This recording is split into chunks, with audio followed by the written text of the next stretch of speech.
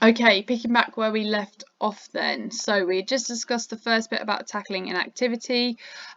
We know from the experience of other high income countries that situation in Finland, Netherlands and Germany, there's a similar experience. So we're working towards helping everyone experience benefits from taking part in sport and physical activity, including these factors here. Okay.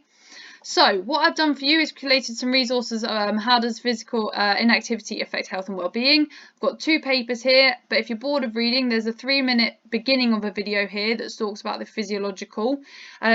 YouTube videos, TED Talks, discussions are really good ways to be able to get the ideas down initially. If you are struggling to continue to read, you can reference them in your reference list. Please just be aware of who is delivering that video, where they got their information from. Okay.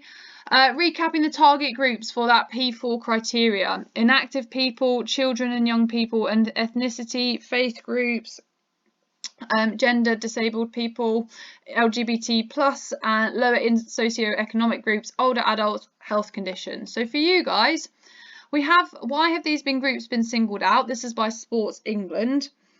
Okay, and are they less or inactive by choice? Okay, the link to go and read a little bit more about these target groups is underneath.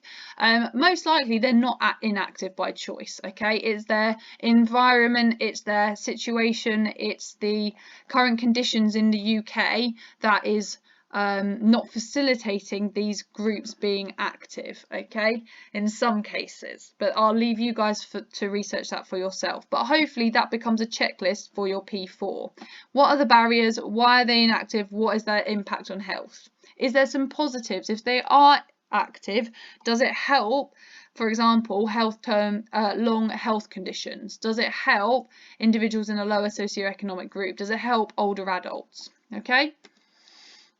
The impact of children not participating in physical activity can be summarised here. Why being physically active is important. Okay. And then let's do the assignment structure. So, what do you need to include? Okay. Explain the factors that impact these ones down here. By missing one of those out, you're not going to be able to get a pass, okay? And then identifying the reasons for physical inactivity for a range of individuals.